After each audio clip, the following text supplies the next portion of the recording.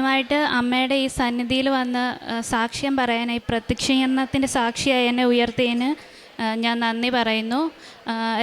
എൻ്റെ പേര് തുമ്പി, ഞാൻ ഇടുക്കിയിൽ നിന്ന് വരുന്നു. ഞാൻ 2022 ജനുവരിയിലാണ് ഇവിടെ എത്തുന്നത്. പക്ഷേ അതിന് മുന്നേ എൻ്റെ ആൻറ്റി പറഞ്ഞിട്ട് എനിക്ക് കൃപാസനത്തെ പറ്റി അറിയാം. അപ്പോൾ ആൻറ്റി എനിക്കൊരു പത്രം തന്നിരുന്നു. ഞാൻ ആ പത്രം സൂക്ഷിച്ചു വെച്ചിരുന്നു, പക്ഷേ ഫുള്ള് വായിച്ചൊന്നുമില്ല. എടുത്ത് ഇങ്ങനെ കയ്യിൽ സൂക്ഷിച്ചു വെച്ചിരുന്നു. വീടൊക്കെ മാറിയെങ്കിലും ആ പത്രം എൻ്റെ കയ്യിലുണ്ടായിരുന്നു. അങ്ങനെ 2017 ഞാനൊരു PSC എക്സാം എഴുതി. അതിന് ശേഷം ഞാൻ BSc അഗ്രികൾച്ചറാണ് പഠിച്ചത്.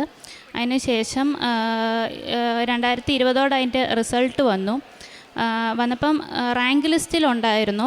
പക്ഷേ ഒരു കേസ് സ്റ്റേ വന്നിട്ട് അത് സ്റ്റേ ആയിട്ട് തന്നെ, പിന്നെ കോവിഡിൻ്റെയൊക്കെ കാര്യം കൊണ്ട് സ്റ്റേ ആയിട്ട് തന്നെ നിലനിൽക്കുകയായിരുന്നു.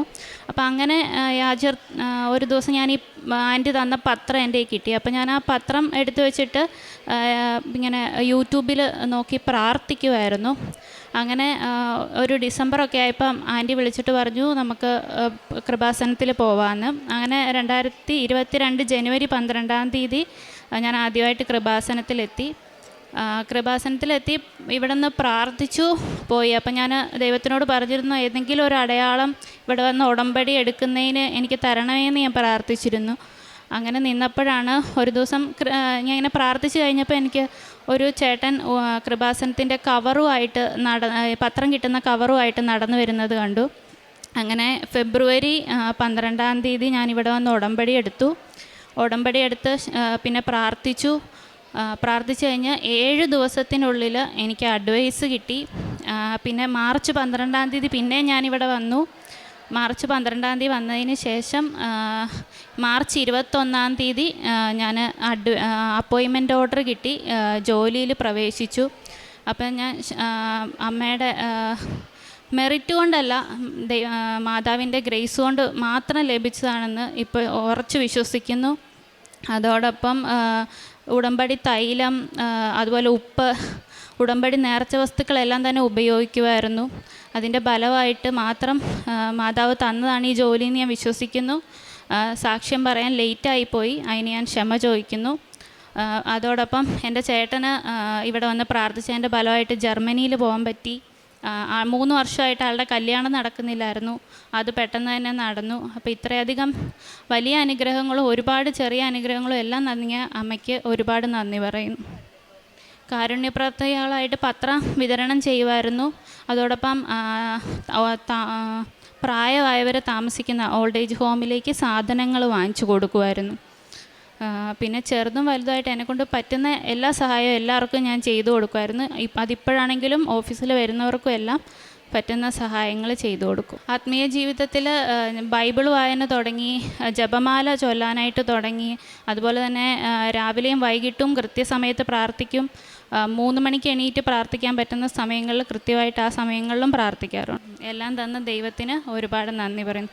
ഇനിയും മുന്നോട്ട് ഉടമ്പടിയിൽ തന്നെ പോകാനാണ് തീരുമാനിച്ചിരിക്കുന്നത്. താൻ മുൻകൂട്ടി നിശ്ചയിച്ചവരെ അവിടുന്ന് വിളിച്ചവരെ നീതീകരിച്ചവർ മഹത്വപ്പെടുത്തി. റോമാക്കാർക്ക് എഴുതിയ ലേഖനം 8-ാം അധ്യായം 30-ാം വചനമാണ്. നമുക്കറിയാം, സമയച്ചുരുക്കത്തിൻ്റെ അമ്മയാണ് കൃപാസനം അമ്മ. ഈ അമ്മയുടെ കണ്ണീരോടെ പ്രാർത്ഥിക്കുമ്പോൾ അത്രയും നാൾ 1 വർഷത്തോളം നടക്കാതിരുന്ന കാര്യം നടക്കില്ല എന്ന് തോന്നിയ കാര്യം, കാരണം കേസുണ്ടായിരുന്ന കാര്യമാണ്, സ്റ്റേ ആണ്, അത് എന്താണ് ആവുന്നതെന്ന് ഒരു അനിശ്ചിതത്തിലായിരുന്ന കാര്യമായിരുന്നു. അവിടെ ഈശോയുടെ അമ്മയുടെ ഒരു വലിയ ഇടപെടലാണ് ഉടമ്പടി എടുത്ത ഉടനെ ഈ മകളുടെ ജീവിതത്തിൽ സാധിച്ചു കിട്ടിയത്. ഇത് ഈ മകൾ സാക്ഷ്യപ്പെടുത്തുന്നത് എൻ്റെ മെറിറ്റല്ല, not by merit but by grace എന്നാണ്. കാരണം PSC എക്സാം എഴുതിയതും 6000-ഓളം വ്യക്തികളുണ്ടായിരുന്നു പരീക്ഷയ്ക്ക്. പക്ഷേ എല്ലാവരും മെറിറ്റുള്ളവരാണ്. ആ മെറിറ്റുള്ളവരിൽ നിന്ന് ഈ മകളെ സെലക്ട് ചെയ്യണമെങ്കിൽ ഇവിടെയാണ് നാം പറയുന്നത്, നാം മുൻകൂട്ടി നിശ്ചയിച്ചവരെ അവിടെ വിളിച്ചവരാണ്, നാം തിരഞ്ഞെടുക്കപ്പെട്ട ഒരു ജനതയാണ് ഉടമ്പടി മക്കൾ. ഇന്നിൻ്റെ ആവശ്യങ്ങൾക്കനുസരിച്ചാണ് ഈ ഉടമ്പടി ജീവിതം.